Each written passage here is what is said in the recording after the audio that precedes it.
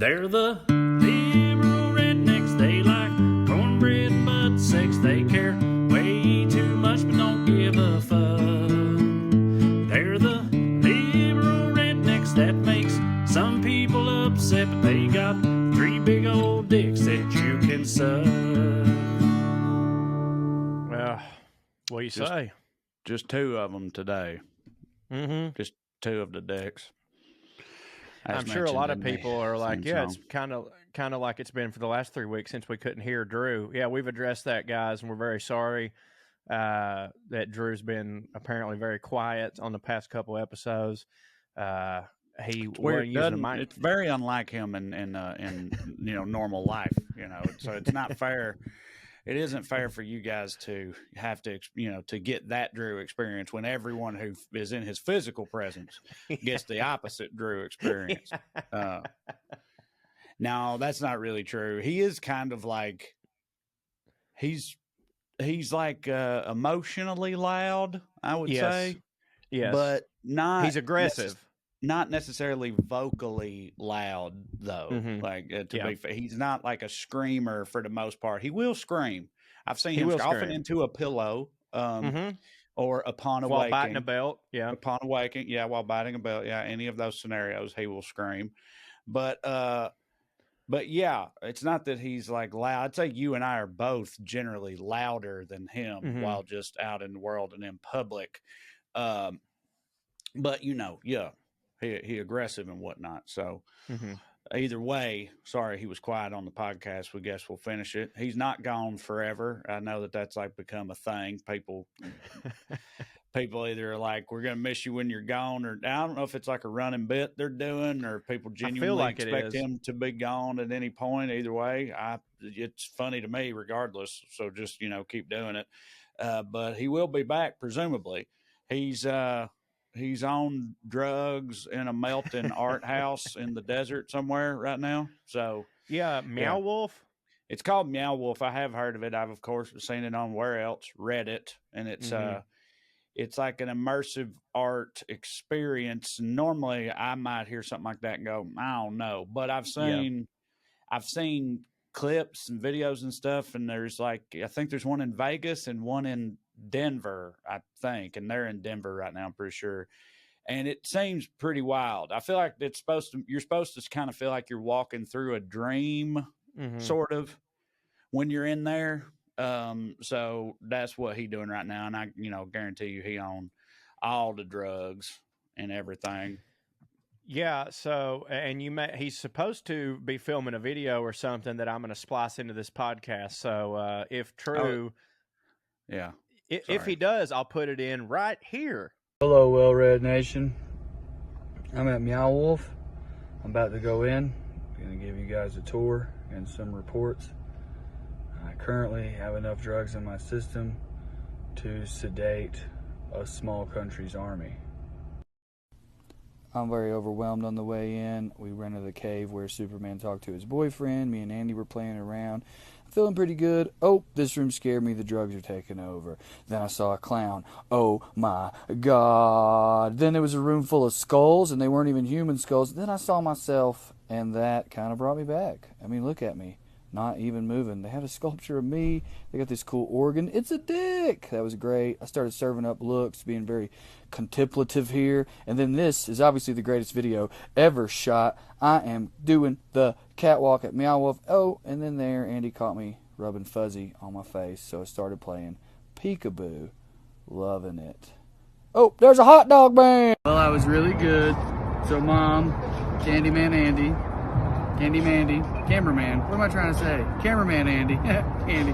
Anyway, she let me get some stuff, and that was pretty cool. I don't know if you're going to be able to hear any of the stuff I shot, and also I'm fucking stoned. But 10 out of 10. I don't know if I was rating it. What was I doing? What am I doing? We got swallowed by a butterfly. Yeah, but he probably will get too high and not do that. But exactly. So you didn't see it. If that's there's true. 3 of them. The other one's in Santa Fe. I bet that's the flagship, because who starts in Vegas, goes to Denver, and is like, "What's up next?" Santa Fe.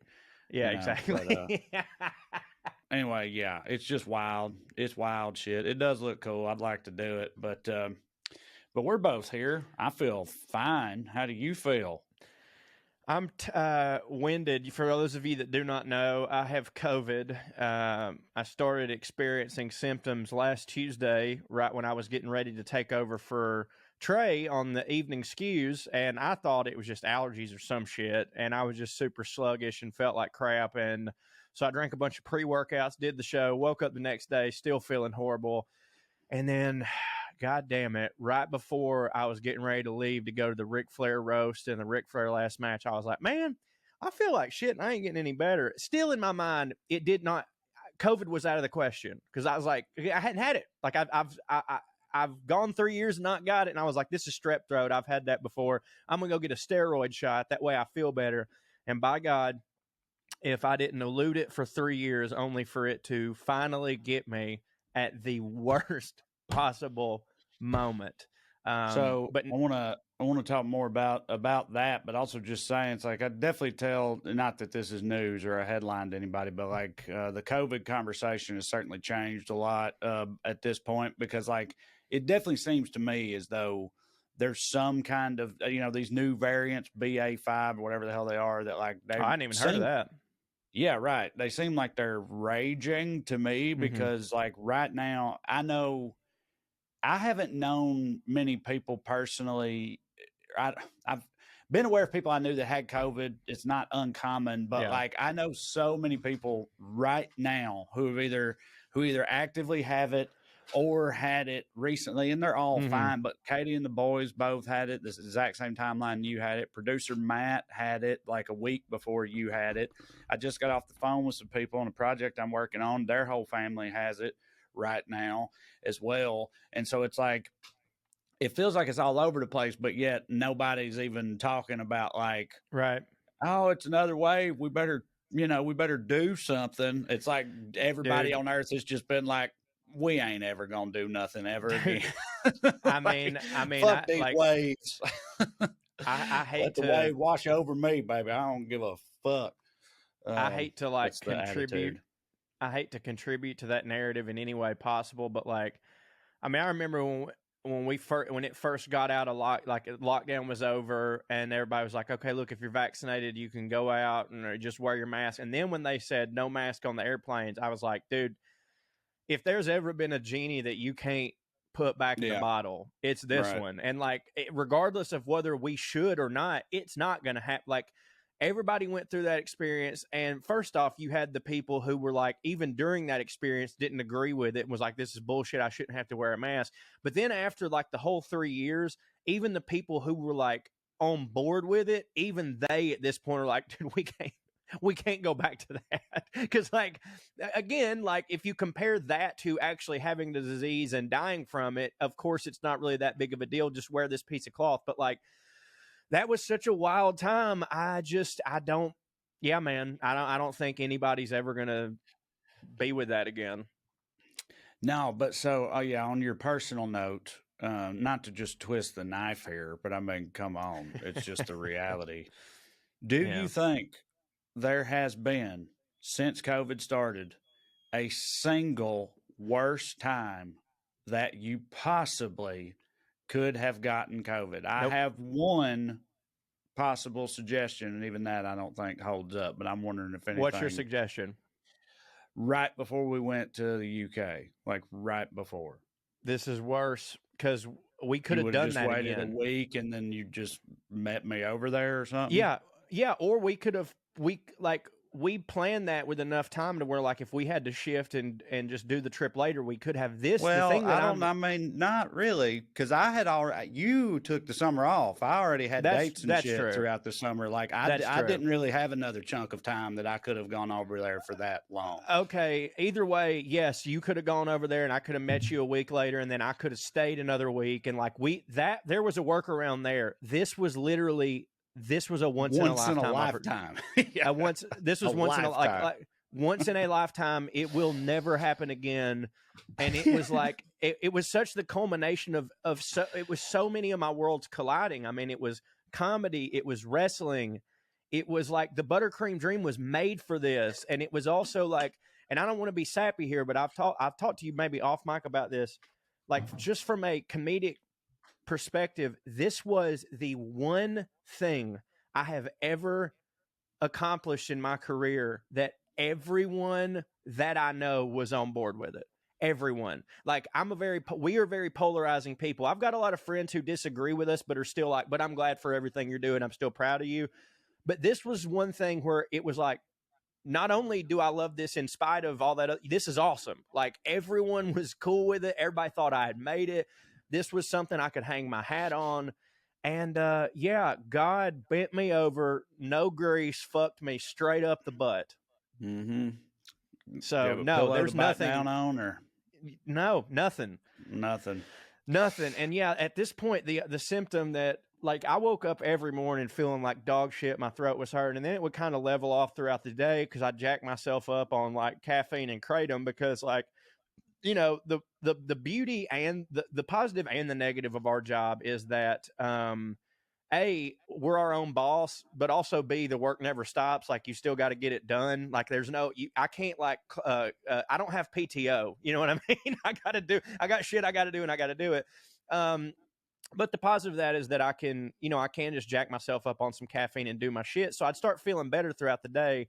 But now, like, they're not bullshitting, dog, when they tell you about that whole like out of breath thing. I thought that was going to be like highly exaggerated. Like, in my mind, I was like, well, yeah, it's just because there's a bunch of FDDH that are getting COVID and they can't hardly breathe anyways. And like, I'm an in shape person now. So like, I'm not even worried about that. Dude, yesterday I woke up and I was like, I think I might be back, you know? And I went out in my yard and I had a cameo request to do. And I got about 30 seconds in. And now, granted, this is full buttercream. He's amped up a little bit more.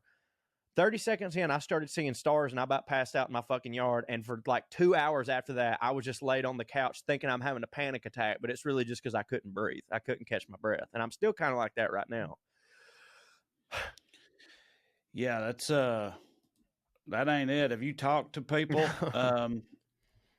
about, like, I totally understand if you've avoided it, but have you talked to like the people that were there, and have they really been, you know, do they try to like, you know, like downplay it, or are they all just like, dude, single greatest weekend of my life. You can't even possibly imagine how incredible it was.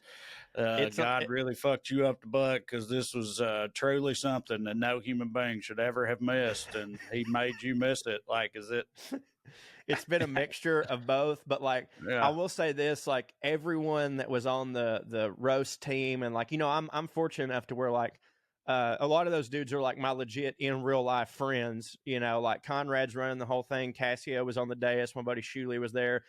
All weekend I was getting nothing but text of all of them taking pictures together. And it was always with like, buddy, we've missed you so much. Every fan that's come by to holler at us, the first thing they said was like, holy shit, man, I can't believe it about buttercream. And that made me feel really good. But it was bittersweet. And like, I didn't watch the roast. Like, I couldn't do it. I almost did. Like, obviously they gave me a code for the free pay-per-view for the whole weekend. And I was like, man, the whole time, I don't even like watching a regular comedy show that I'm not booked on. You know what I mean? Because the whole time you're just kind of like, oh, if I was. But I did see clips, and I gave all my jokes to my buddy Cassio, and I heard him pop off a few of mine, and they got a big response, which was like bittersweet, you know. But like, dude, this morning, like, you know, Conrad Thompson literally had probably the biggest promotional weekend of his entire life. He called me this morning right when he woke up to check on me. So everybody was like super cool and filling me in on everything. But like, no, nobody was like rubbing it in. But like, just by virtue of them saying anything, it felt that way, you know. But yeah, it was right. It was rough, man. But hey, it's fine. Surely to God, Ric Flair will have another last match, you know, before he dies, I'm sure. Well, what about the match itself? Like, how did that go? It went great. I mean, I didn't, you know, Rick's obviously old, and there was a who did he? It was wrestle? Rick. It was Rick and his son-in-law Andrade versus Jeff Jarrett and Jay Lethal. And the storyline that they built for months was that Jay Lethal, who used to wrestle in Impact, and him and Flair had sort of a rivalry on there. The storyline they set up was that Jay Lethal was the one that was training Rick for his comeback match, right? And then it comes down to it, and they're about to book the card, and Lethal is like expecting himself to be somewhere on the card since he's trained Rick. And Rick basically lets him know, like, hey, man, I'm sorry. I appreciate you getting me back in shape, but you're an undercard guy at best, and this is like going to be the biggest match of the year. So, no, you can't be on it. And so Jay, of course, ends up attacking Rick in a parking lot. And then, of course, they set it up to where it's like, okay, well, fuck it. You can be on the card, and you're going to face me, by God. But they tagged it with Jeff Jarrett and Jay Lethal versus Rick and Andrade. And, of course, the reason you do a tag when someone's in their 70s is to give them a break, to have other people in there that can kind of mask the things that they can no longer do. So all in all, it went well. From what I hear, Jeff Jarrett was the star of the weekend, absolute heel heat out the building performance of his career. All the undercard matches were great. They had the old Jim Crockett promotion set redesigned. Tony Schiavone called it. It was just like the old days. My buddy Pondwater Dave, who is the reason that the Buttercream Dream exists. He's the one that sent me the belt. He got to referee the last match, and he did not know that was going to happen. Conrad gave him the hot tag at the end and blew his mind. So it was really, really cool to see so many of my actual friends involved in it, and it went really well. Well, that's good. Yeah, would have been better if you was there, probably. But yeah, you know. I was going to say I couldn't be happier with how it turned out for him, but I could have been a little bit happier. Yeah, goddamn. Well, we'll maybe talk about something else right after this. Yeah, well, hey, here's what I do want to talk about, because I'm getting ready to, now. Hopefully, now Wednesday morning I've got a test for COVID, by the way, before I get on a plane. But I'm coming out to film 12 or 13 new episodes of Puttin On Airs, which is our new podcast that we plugged on here, but we haven't really talked about it at length. I always just take for granted or assume that, like, if you listen to this podcast, you know every other thing that we're doing, but I found out that that's not exactly the case, because I posted an episode of Puttin On Airs on your YouTube page and checked the comments, and there were so many people that were like, holy shit, I didn't know anything about this. And it was on the WellRED. I know it don't make no sense, but it's not. The very first ever episode, the full episode, was on my regular YouTube page. I posted multiple clips from the show on my YouTube page. Like, it's just, people there's just no rhyme or reason to what people know. It's just that people don't see things, and I know. And then, like, later they see other things, you know. And I don't know. Yeah. Hell, I always get annoyed by it, but I guess really it does make sense. It's like, it's not like, even if somebody's like, oh, I dig that guy, I like what he does, it's not like they're fucking, doesn't mean that you're their only thing on their phone. It's like, you know, right. keeps them up on every single thing I'm doing. So I mean, yeah, that's fair, really. Yeah, and like, I've just had to understand, like, look, it's not for me to try to figure out why it is that people don't see things. It's just for me to understand that it does happen. So always be promoting, I guess. So for those of you that don't know, me and Trae have a new. Was that a break where I said right after this, or did we take a break already? Did we? When did you say that? You did. Yeah. Okay. I said. Well, it's funny. I said, okay, maybe we'll talk about something else right after this. You go, yeah, I'll tell you what I want to talk about. I didn't hear that. Okay, yeah. I didn't hear the right. I was like, is he going to slide the break right there? Or I thought you were like. Okay, right here, right after this. Phew.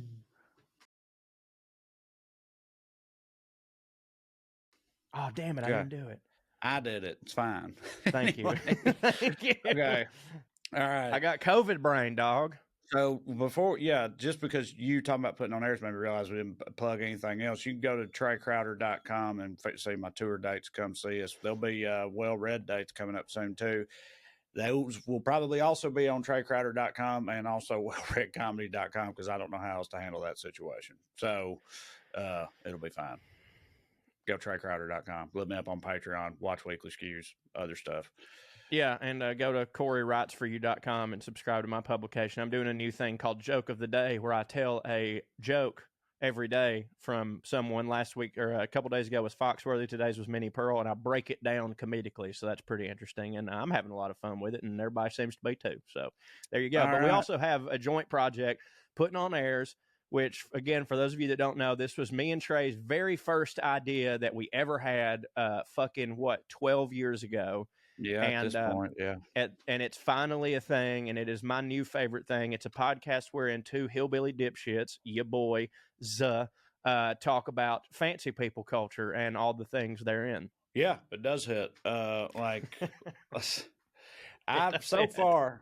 far, I try to do this thing on the show that I'm keep telling everybody I'm going to run out of eventually, but I try to draw a parallel or see where the Venn diagram overlaps between fancy people and rednecks, and that might sound asinine to you until you start thinking about it. And there's actually a fair number of things. In recent episodes, we've had, we've had wine, horses, dogs. This week is people having too many kids, right? People having too many kids, people having somebody else take care of their kids, jewelry. That was one. Mm-hmm, jewelry. Yeah. Boats, motorsports, watching people fight. Yeah, I don't remember. There's plenty more. But before I started doing that, real early on, I was just going to cover random fancy people subjects. So, like, one of them was about mummy dicks. If you didn't know that, not just their dicks, but just mummies in general, but it also includes their dicks. If you didn't know that mummies were fancy, they're not anymore, but they were real fancy for a while there. So it's stuff like that. And then Corey, I still kind of think they're fancy.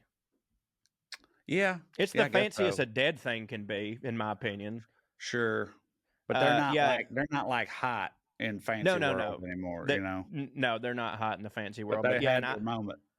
And I do. It's called History with Professor Cho, where I talk about a human being or an event in British, French, fancy history. Yada yada. I'll be honest with you, it's been a lot of British.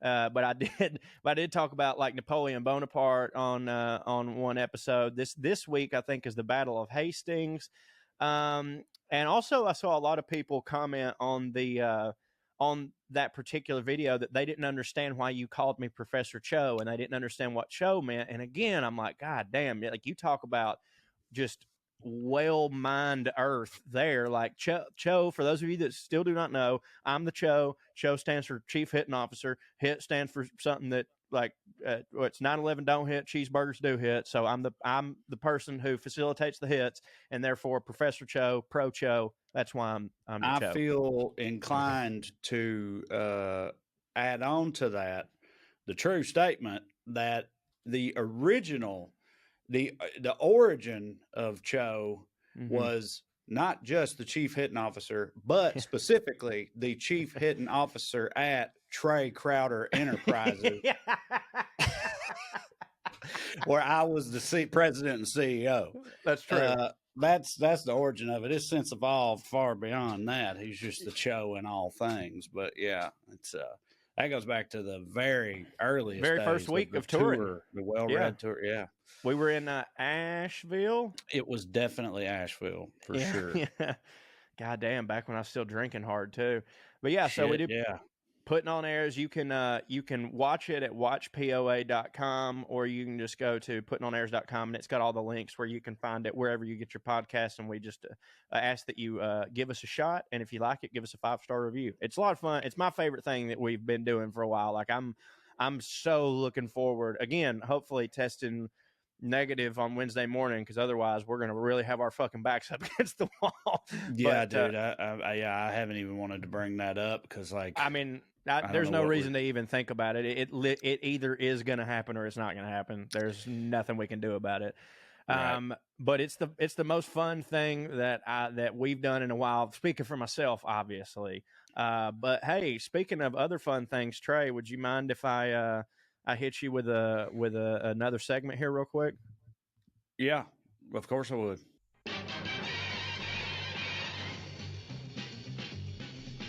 Florida man, hides his pills in his dip can, does some meth, fucks a butt, drives his truck off into a rut.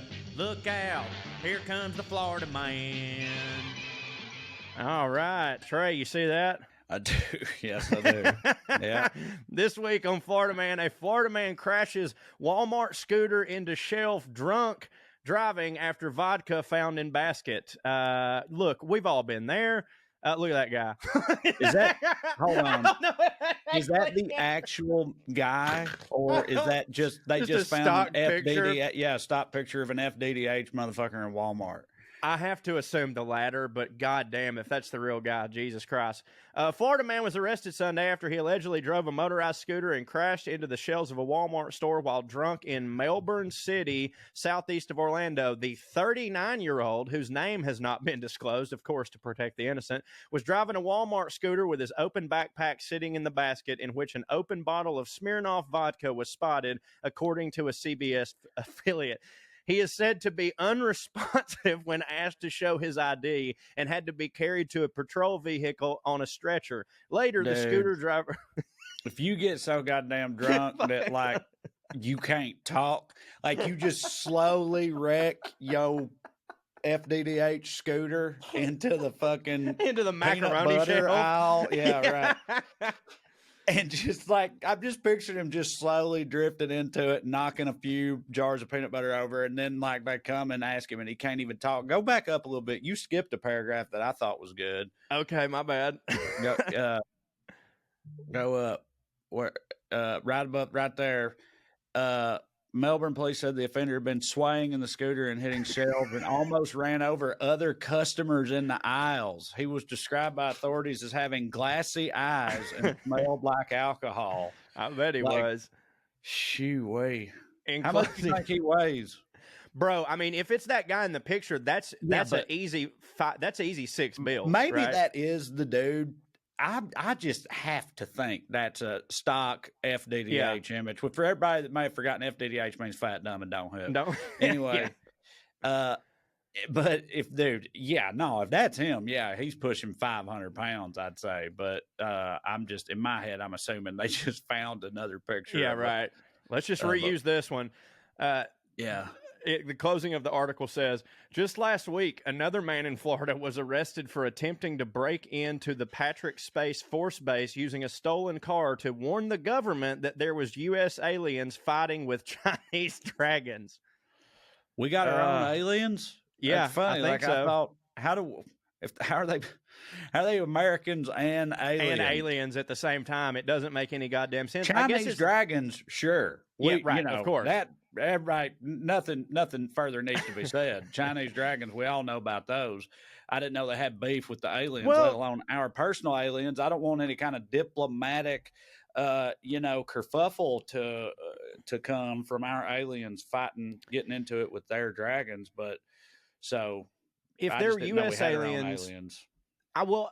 But okay, so if.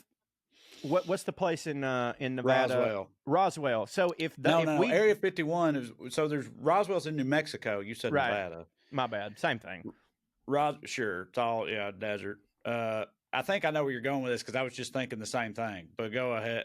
If those aliens, if there really was aliens then, by now they're probably U.S. citizens. Sure, and those are American aliens. You're right. Yeah. If those aliens crash there and they've been living in that bunker, and they might have even had alien babies. Those alien babies, they would be like natural born American grandfathered in. Yes, they would. Like it could be. It might not be them. It's their kids. Those are the American aliens. Yeah. Right. So I mean, and they might have they might have assimilated by now. They might have like really dug in on the culture. They might have their own motorized scooters and fucking skull shirts and stuff. I just almost pitched wild you if the show. Aliens went into that, like, you know what I mean? Like if aliens came to America and then ended up being like that, like, yes, like the Walmart type. They're like, this is what hits is being that way. I just almost pitched you the show with Third Big Rock Johnson from the Sun. Shirts on, shit like that. Yeah. Because it's like. It's sort of, this is kind of the premise of District 9 a little, barely. It's like a part of the setup for District 9, but it's like, it's possible that it could be like the equivalent of like a Greyhound bus of aliens. Yeah. Like even from a super advanced species, not disparaging the good people at Greyhound or their customers and clientele, but you know what I mean? Fucking trash. The FDDH Enterprises over at Greyhound.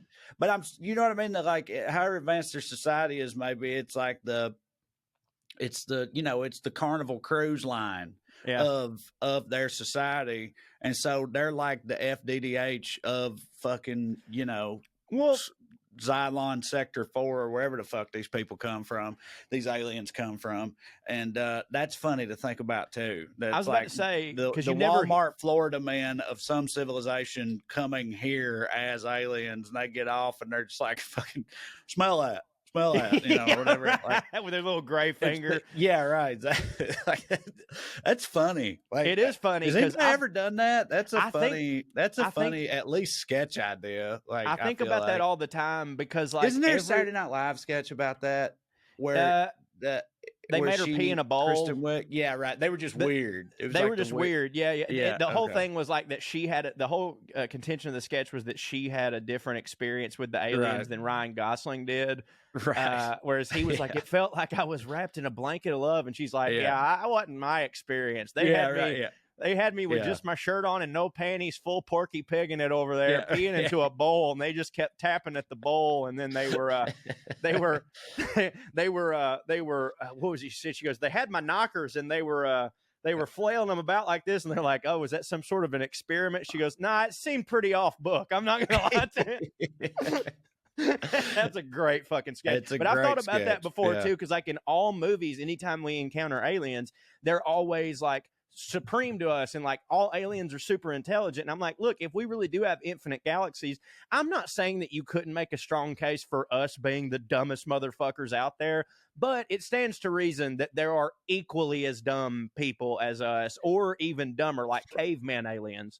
Probably not. Well, yeah, I think that those statistically, just numbers, probably most of them. That shit definitely exists, and probably countless numbers of them. But like those civilizations will likely not have the capacity to contact us or communicate with us or anything like that. But like, I just think that even the ones who do, if they're just really old, like a really old civilization that's like developed that technology or been given that technology by more advanced other civilization that they encountered, like there's a way for dumbasses to get a hold of a spaceship, I feel like, which is a funny premise for a movie or a show or a sketch or something. Because it's probably got to be some version of it. It's like I remember in District 9, the spaceship shows up and then it breaks down and they become refugees and stuff because that ship was just filled with like the poor tenement workers of that society. Like it was just, the equivalent of like, like, I don't think they were homeless, but you know what I mean? It was like blue collar, poverty stricken members of that society, as I recall, which is why they got here and struggled and shit instead of just eradicating everybody. Something like that. Anyway, but a funny version of that idea hits for me. That idea does hit for me. I'm sure somebody's going to hear this and we'll see it in a couple months. Yeah. Well, anyway. Don't hit. Hey, that was this week's Florida Man.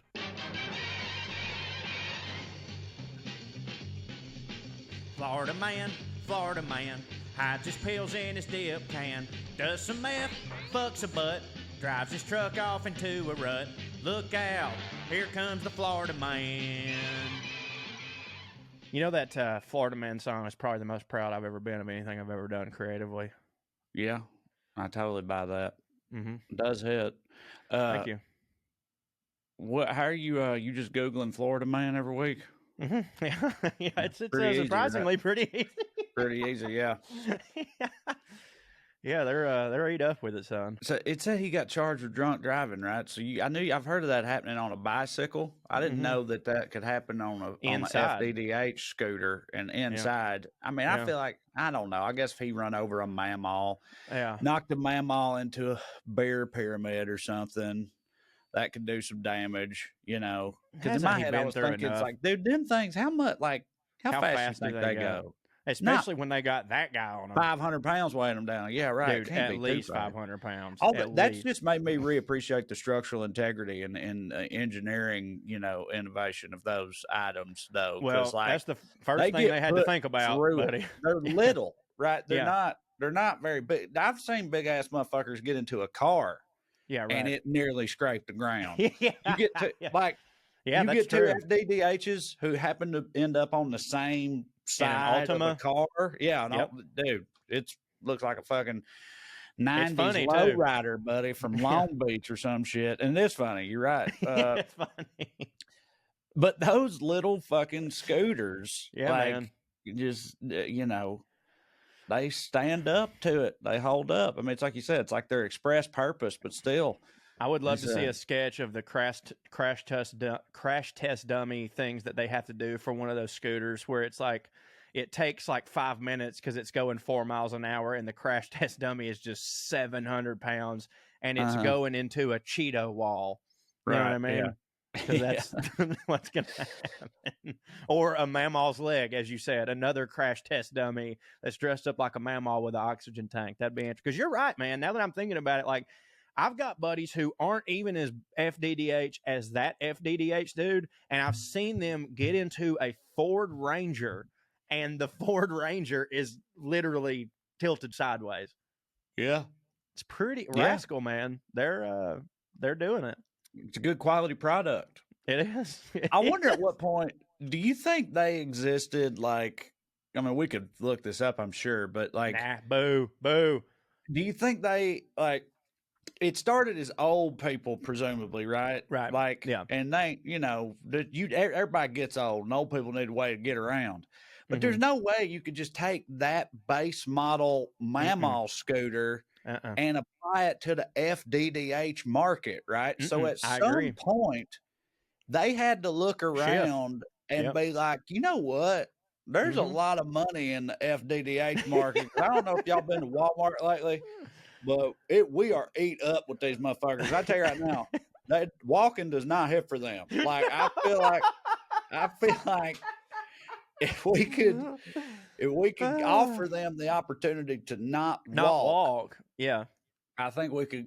There's definitely something there. But the shocks we have on the Mammal Mobile, I don't think are going to hold up. Do it.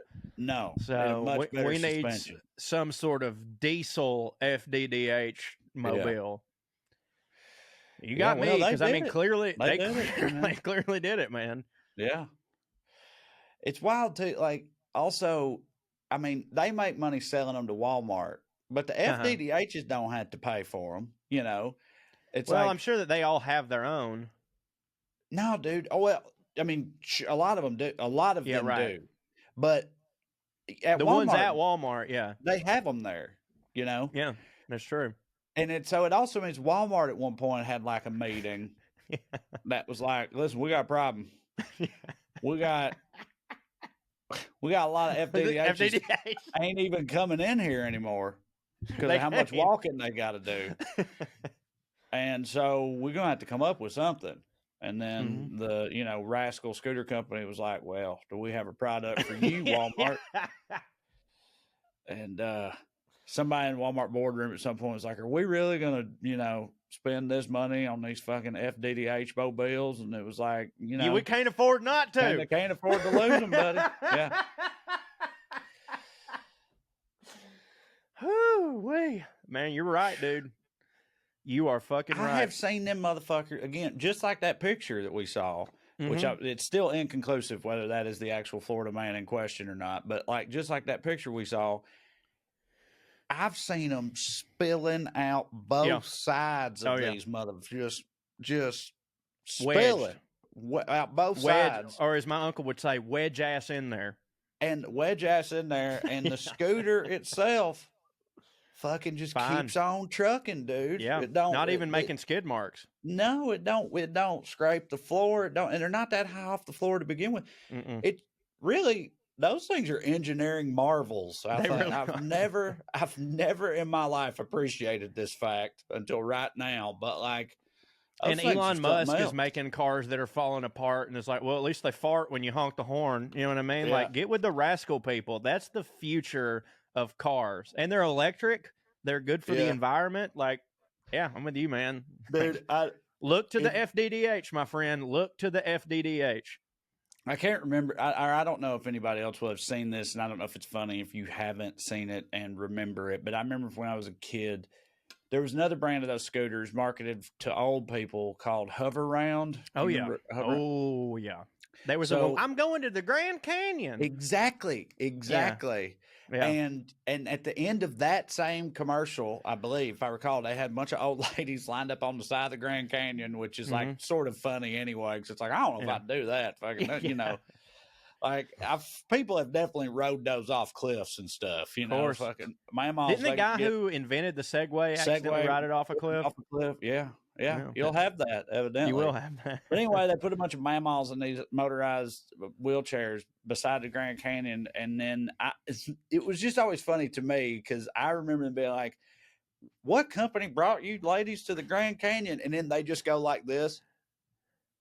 Yeah, and it's a hover round. And it's like clearly 30 to 40-year-old women's voices like pop up. It's like hover round, and like they're not even, it's just old women like taking their last breath. And then they play. It's always really cracked me up because it was just like it was so obvious.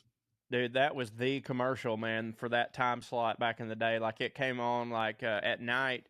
It was like when I'd watch Comedy Central, it was either Girls Gone Wild or the Hover Round commercial. Those are the only two. And I was, 10 years old, so I couldn't get neither one of them, which didn't hit. But yeah, goddamn, I remember them commercials. That's a weird advertising overlap right there.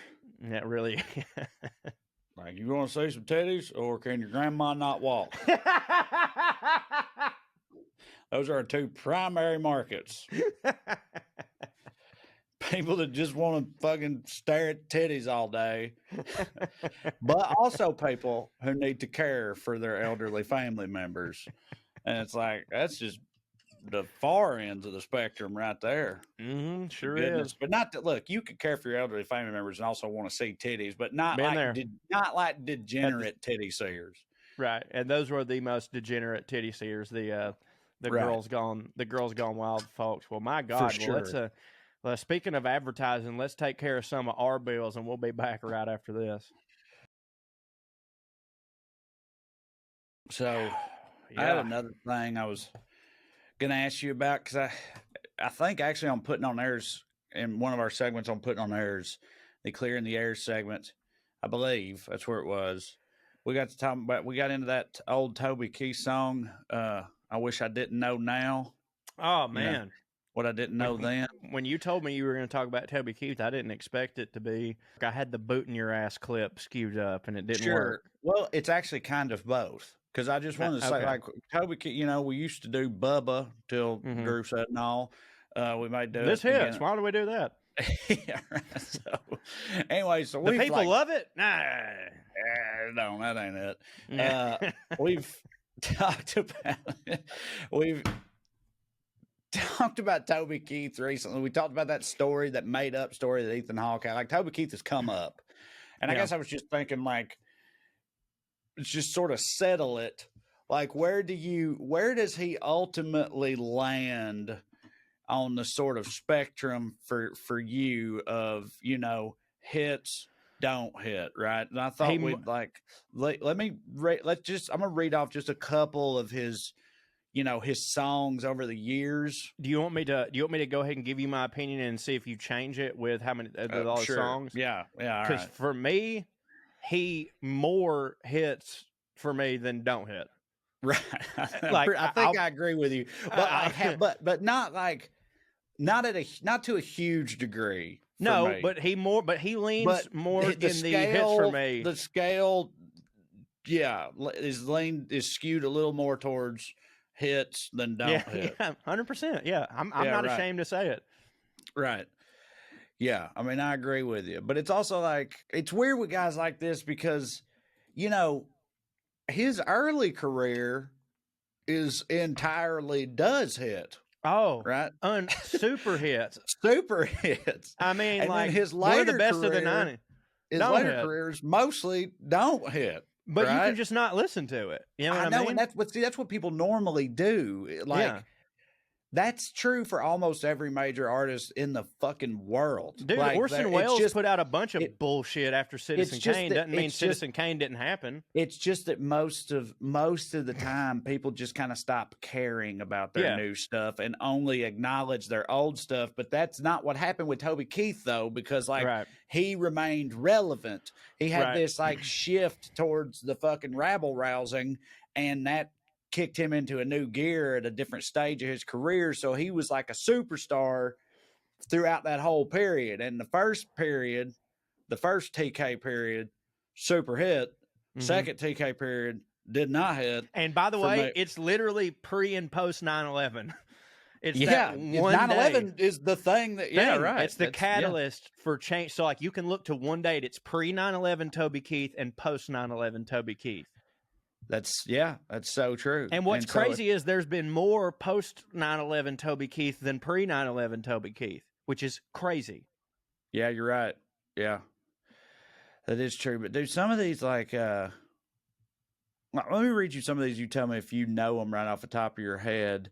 We already said, so obviously he should have been a Cowboy. It was the very first one, number one. It's so wild that his very first one is still the hittingest one. Banger. To me. I know a little less talking, a lot more action. Love it. And Wish I Didn't Know Now. We already talked about that one. What about He Ain't Worth Missing? You know that song? Oh, he ain't worth missing. Oh, you should be kissing. That's all I know of it. But yeah, I love that song. You got it. Let's see. Who's That Man? We talked about that one on Bubba once. Boy, that's a heartbreaker. That song is I'm kind of like, it's about a divorce. Yeah, that fucking Who's That Man running my life or living my life or whatever it is. It's like I kind of don't even want to fuck with that song anymore. Yeah, but that's a good song. It is a good song. You're right. Yeah. You Ain't Much Fun. That's Since I Stopped Drinking. That's a great song. It's a great true. Song. It's great and true. Upstairs, Downstairs. You know that one? I don't know about that. I may have heard it, but it doesn't ring a bell immediately. Big Old Truck. No, but I bet that one don't hit for me. Let's see here. Does That Blue Moon Ever Shine on You? No, but that sounds like it hits. A Woman's Touch. Nah, it don't hit. Me Too, which became his third number one hit. I bet we'd both know that one if we heard it. Do you know it off the top of your head? Me Too. Oh, so this is old Toby Keith, so it's not about the Twitter movement. No, it's 97. It's pre 9/11. Then I bet it. If it's pre 9/11, I bet it hits. Right. Okay, let's see. And then in 1999, he that was How Do You Like Me Now? I loved that song when it came out, but since I listened, I mean, and for the record, rhythmically and like it being catchy, I still do like it, but I no longer think of the man in that song as a hero. He's not. He's weird. It's a guy. For those of you that don't know, the song "How Do You Like Me Now" is basically a guy who maybe in high school he wasn't as popular. It's autobiographical about Toby Keith, and then later he goes on to achieve star status, and it's basically him talking about this girl who would never date him in high school, and now it's like, well, how do you like me now that I'm big and popular and stuff? But even in the song, it's basically like, why do you think this girl ever owed you anything? Like you were kind of a jerk to her, and it's just one of those classic male narratives of like assuming that if a girl doesn't want to date you, that she's a bitch or a lesbian or something's wrong with her. So on that note, have you ever heard of Had It Brought to Your Attention? I've seen it pop up on the internet and stuff before. Do you know the song "Get Out of My Car" by him? No, but I bet it hits. So pre 9/11 or post 9/11? No, 2010. It was post 9/11. But everything you just said about How Do You Like Me Now, because that song used to hit for me, but again, it's like one of those in retrospect that I agree with everything you said. But so keeping in mind everything you said about How Do You Like Me Now, I'm going to read you the lyrics to Get Out of My Car, at least up until the end of the first chorus. Girl, you drank all my beer and the whiskey's all gone. I'm sitting here ready to get it on. Mm-hmm. You got me thinking you won't. You got me thinking you might. But it's 3:00 in the morning and I can't beat around the bush all night. We've already kissed. We've already danced. You're wondering if you ought to put on your shoes or pull down your pants, parentheses, come on, pull down your pants. Hang on. What would it hurt? Pull off that shirt. Babe, we've already come this far. Get out of your clothes or get out of my car. Baby, it's cold outside. Yeah, that's pretty rough, man. Either with them titties out or get the fuck out of here, bitch. You can walk home. I don't give a fuck. That is such a and again, 2010. I know. I was about to say he's a grown man at this point. Like, I'm not saying you could ever justify that, but like, if you hear a 20-year-old singing that shit, it's like, look, I'm not saying it's a good look, but like, you're thinking with your dick, whatever. You're a grown man. Like, come on, dog. Like again, and that's also a perfect example of a song that when I was 20, I would have been like, hell yeah, ass, gas, or grass, bitch, get the fuck on. You know what I mean? But like, that's pretty rough. That's pretty rough. So, but again, post 9/11, I don't know what to tell you. Seismic shift. He had an album that came out in August of 2001, right? Right pre 9/11. Right pre 9/11. Pull My Chain, it was called. That album's 3 singles. I'm Just Talking About Tonight. Yeah, I like that song. I want to talk about me. I want to talk about I want to talk about number one. Oh, me, my. I like that song too. That song is it's kind of goofy, but I like it. It's goofy, but it's an anthem for men that are just like, hey, listen. Here's all the shut up.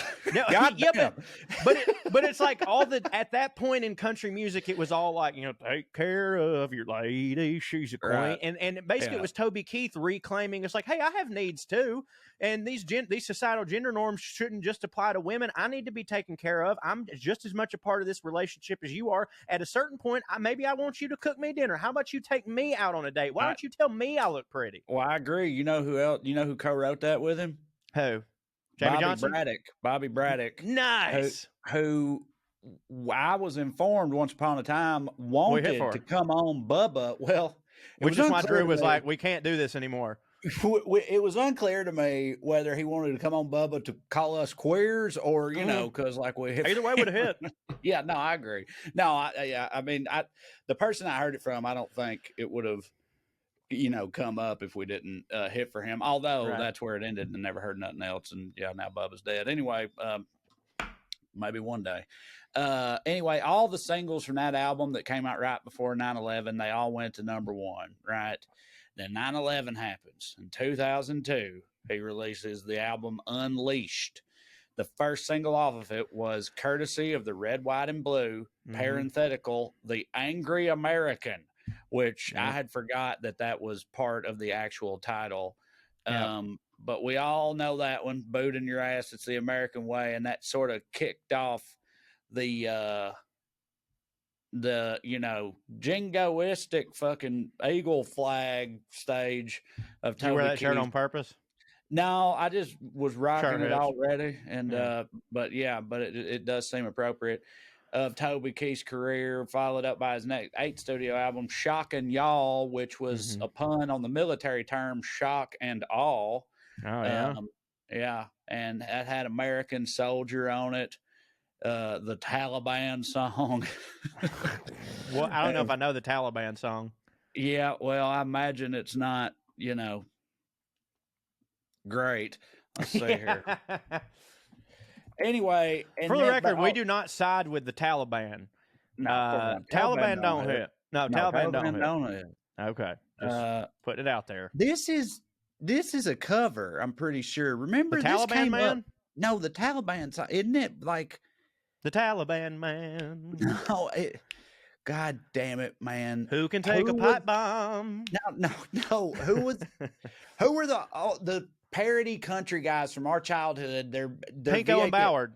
Is it Pink? What is it? Boward and Pinkerton. Pinkerton and Bowden. Pinkard and Bowden or something like that. Something like that. Yeah. Look them up. Pinkard and Bowden, I think. Pinkard and Bowden. Yeah.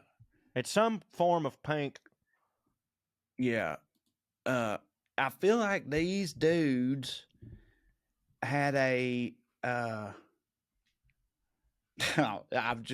Here's what I was remembering from they had a song called Libyan on a Jet Plane.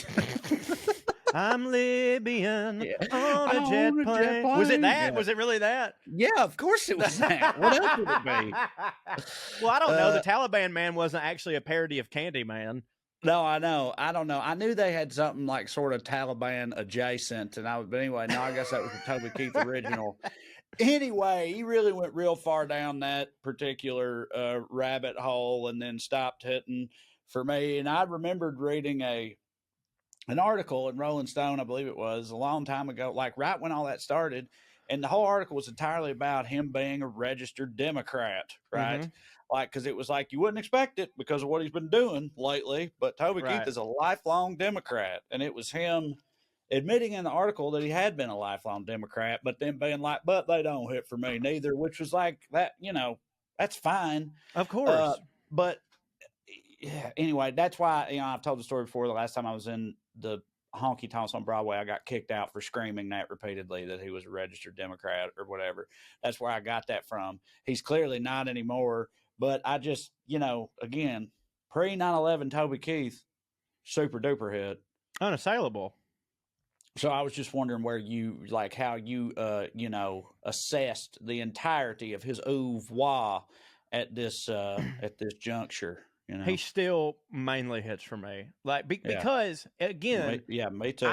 I don't fall into that category of people, and it's fine if you're like this, that thinks that old, like when you do something new that sucks, that it takes away from the old thing. Like, all the people who, like, when they did a Dumb and Dumber 2, they're like, oh, they're ruining the Dumb and Dumber. How? I don't understand how. Dumb and Dumber still exists. Like, that movie still exists. It's like, even if they retconned a bunch of stuff in Dumb and Dumber 2, just watch the first one if that's the thing that you like. And with Toby Keith, like, all that shit, it's not like him making any of this music makes all that go away. I just go, there's a 9/11 Toby Keith, and that's who I like, and I still like the shit. Like, I know people that are like, oh, I can't even listen to the old stuff that I used to like because of how he is now. I find that to be insane. Now, you can't help how you feel. If listening to Toby Keith literally disgusts you, I could see how it affects that. That's not me. I can separate. Like, I still watch fucking Chris Benoit matches. You know what I mean? Like, it's just, that's not taken away from that SummerSlam. You know what I mean? So that's just me. And I think that overall, Toby Keith still hits just because of, like, that's a hell of a first half of your career, man. I agree. Toby Keith does still hit. So were you wanting to read a couple of emails? I did. Yeah, I was wanting to read a couple. I think we probably got time for that. Yeah, I'll read just enough time for that. 2 emails here. You can email us at wellredpod@gmail.com. This is from Chad Rydell. The subject line is, sorry, bro, I'm out of breath. The subject line is Redneck Names. One of the most infamous local legends is a member of the mighty Massey clan, whose generations of offspring have continued to populate the same geographical region lovingly known as Masseyville. I guess his parents had run out of good Christian names as they named their last-born son Justin Other Massey. What? His name was Justin Other Massey, so he's just another Massey.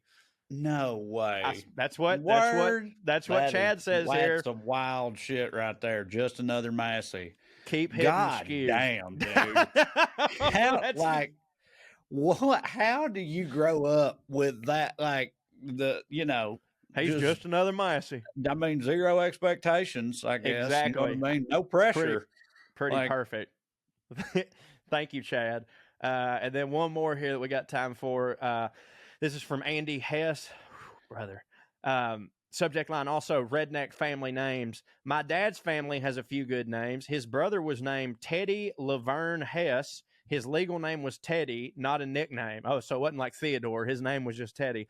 He had an aunt named, oh, okay, thank God he put the pronunciation here.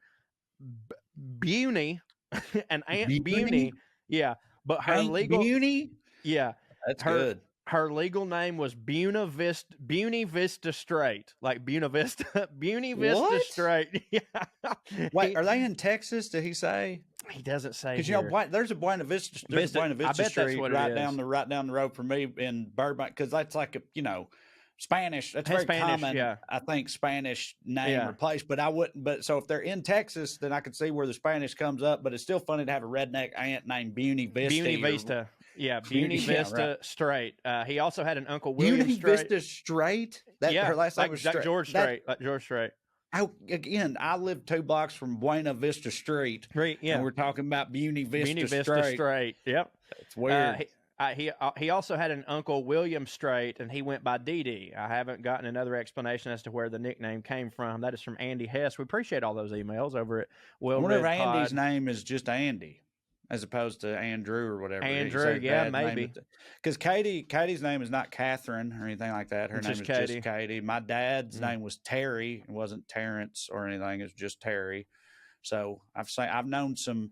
Pretty sure I've known some Dusties who were not Dustins. They were just. I've got Dusties. a Dusty. That's just Dusty. Yeah. So you run into that. So I guess sometimes rednecks are like, why beat around the bush? Like what? We know what we're gonna call him. Let's just call him. Right. Yeah, right.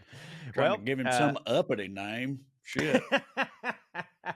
Well, that's been this week's WellRED podcast. I assume Drew will be back next week reporting from the Meow Wolf. But until then, thank you all for listening to the WellRED Show. We'd love to stick around longer, but we got to go.